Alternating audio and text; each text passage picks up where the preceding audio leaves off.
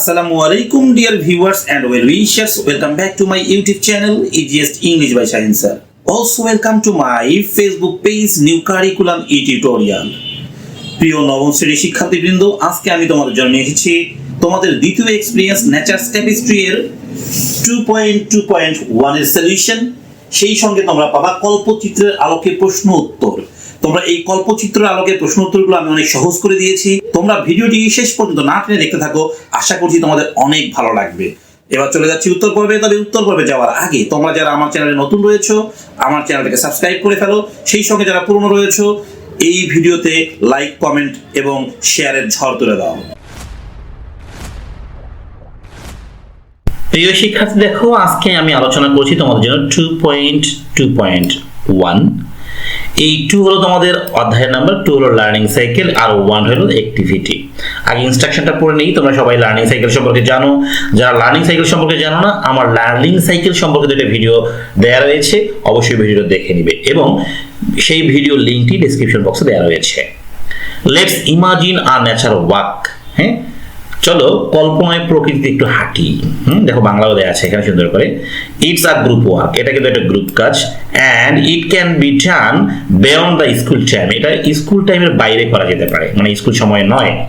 To do that, এটা করার জন্য let's follow the steps given below. নিচের স্টেপসগুলো ফলো করতে হবে। দেখো নাম্বার 1 স্টেপ বলছে, Imagine that you are taking a nature walk in a big green park with your friends. কল্পনা করো তুমি একটা প্রকৃতির পার্কে হাঁটছো, বিগ গ্রিন পার্ক সেটা, হ্যাঁ, তোমার বন্ধুরা সহ। নাম্বার 2 অর্থাৎ স্টেপ 2 দেখো, ওপেন ইউর মাইন্ডস আই, তোমার মনের চোখ খোলো। হ্যাঁ, দেহের চোখ নয় কিন্তু মনের চোখ। And observe everything around you, এবং চারদিকে সবকিছু মনোযোগ দিয়ে দেখে নাও। Try to feel the open sky, হ্যাঁ, খোলা আকাশটাকে ফিল করো, অনুভব করো। বিগ ট্রিজ গুলোকে অনুভব করো। And sounds of the nature, প্রকৃতির যে শব্দগুলো রয়েছে, সাউন্ডস গুলো রয়েছে, সেগুলোকে অনুভব করো। And the blue crystal water of the lake, এবং লেকে যে ব্লু রঙের স্বচ্ছ পানিগুলো রয়েছে সেগুলোকে কি করো, কল্পনা করো। স্টেপ 3 তে যাবো এবার। Step 3, now open your eyes, এখন তোমার চোখ খুলো। And write down your feelings, এখন তোমার ফিলিংস গুলো লেখো। And experience that you have gained during the nature walk, তুমি যখন ওই নেচার ওয়াকে গিয়েছিলে তখন তোমার কি কি এক্সপিরিয়েন্স হয়েছিল সেগুলো এখন লিখতে হবে। প্রিয় শিক্ষার্থী, দেখো প্রথমে কিন্তু আমরা বন্ধুরা সহ প্রকৃতিতে একটা বড় পার্কে হাঁটতে গিয়েছিলাম। তারপরে চোখ বন্ধ করে, হ্যাঁ, মনের চোখ খুলে আমরা প্রকৃতিকে দেখলাম এবং কল্পনা করলাম খোলা আকাশ, বড় বড় গাছ, প্রকৃতির শব্দ এবং নীল রঙের পরিষ্কার পানি। তারপরে বললো এবার চোখ খুলো এবং যে যে ফিলিংস গুলো তুমি মনে মনে ভাবলা সেই ফিলিংস গুলোকে লিখতে হবে এবং কি কি এক্সপিরিয়েন্স তোমার অর্জন হলো সেটাও লিখতে হবে। এবার দেখো স্টেপ 4, আমি সুন্দর করে উত্তরগুলো দিব, ভয়ের কিছু নেই। উত্তরগুলো দিব যাতে করে তোমাদের কোনো রকম প্রবলেম না হয়, সেই সঙ্গে বুঝিয়ে দিব তুমি কিভাবে এই উত্তরগুলো নিজেরাও করতে পারবে। আজ দেখো, each group will sit in a circle and discuss the notes they took by observing the nature. দেখো প্রত্যেকটা গ্রুপ গোল হয়ে বসবে এবং তারা নোটস করবে। কি নোটস করবে এবং লিখবে সেটা কোনটায়? Observing the nature. ওরা নেচারকে অবজার্ভ কিভাবে করেছে, কি কি অবজার্ভ করেছে, চোখ বন্ধ করে এ বলেছে আমি এটা দেখেছি, ও বলে ছোট দেখেছি। তারা সার্কেল হয়ে বসে একজন একজনকে তার মতামতগুলো দিবে। Then they prepare the first draft of a composition on their experience of that nature work. তারপরে তারা কি করবে, তাদের প্রথম ড্রাফট খসড়া তৈরি করবে। You can further discuss the following questions before you start writing. তুমি এই নিচের প্রশ্নগুলো লেখা শুরুর আগে করতে পারো। তার মানে মূল বিষয় কিন্তু বুঝতে পারছো তোমরা, এই প্রশ্নগুলোর উত্তর খোঁজাটি হচ্ছে আমাদের মূল কাজ। বুঝতে পারছো? এই প্রশ্নগুলো যদি উত্তর আমরা খুঁজে পাই তাহলে কিন্তু আমাদের এই সিনারির ভিতর থেকেই সবকিছু বের করে আনা সম্ভব হবে। দেখো, how did the environment around you make you feel, তোমার চারপাশের পরিবেশ তোমাকে কেমন অনুভব করিয়েছে। আগে তাহলে এইটার উত্তর বুঝতে হবে। তারপরে এই চারপাশের পরিবেশে কি কি ছিল সেটা অবশ্যই তোমার উত্তরে আসবে, তাই না? চলো উত্তরে চলে যাই। তবে প্রিয় শিক্ষার্থী, উত্তর পর্বে যাওয়ার আগে তোমরা যারা আমার চ্যানেলে নতুন রয়েছো, আমার চ্যানেলটাকে সাবস্ক্রাইব করো এবং নতুন পুরনো সবাই কমেন্ট সেকশনে লিখে জানাও তোমরা কে কোন স্কুল থেকে আমাকে দেখছো। প্রিয় শিক্ষার্থী, আমি প্রথম প্রশ্নটা দেখো রয়েছে, how did the environment around you make you feel. এর উত্তর দিয়ে দিচ্ছি। দেখো, walking through the big green park with my friends. দেখো গল্প কিন্তু মূল ওইটাই, ওই যে প্রথম যে স্টেপটা দেওয়া ছিল, হ্যাঁ, was like stepping into a peaceful world. বলা হচ্ছে যখন একটা বড় গ্রিন পার্কে আমার বন্ধুরা সহ হাঁটছিলাম, ওটা আমার কাছে মনে হচ্ছিল লাইক, হ্যাঁ সিমিলি ইউজ করেছি আমি, stepping into a peaceful world, শান্তিপূর্ণ পৃথিবীতে প্রবেশ করা। The wide open sky made me feel free. মুক্ত আকাশে আমাকে মুক্ত মনে হচ্ছিল। And the tall trees gave us shade and gentle breeze. ওই যে বড় বড় গাছের কথা বলা হয়েছিল, লম্বা লম্বা গাছগুলোকে আমাদেরকে ছায়া দিচ্ছিল এবং মৃদু বাতাস দিচ্ছিল। Nature sounds, the birds singing and the rustling leaves filled the air as we strolled by the clear blue lake.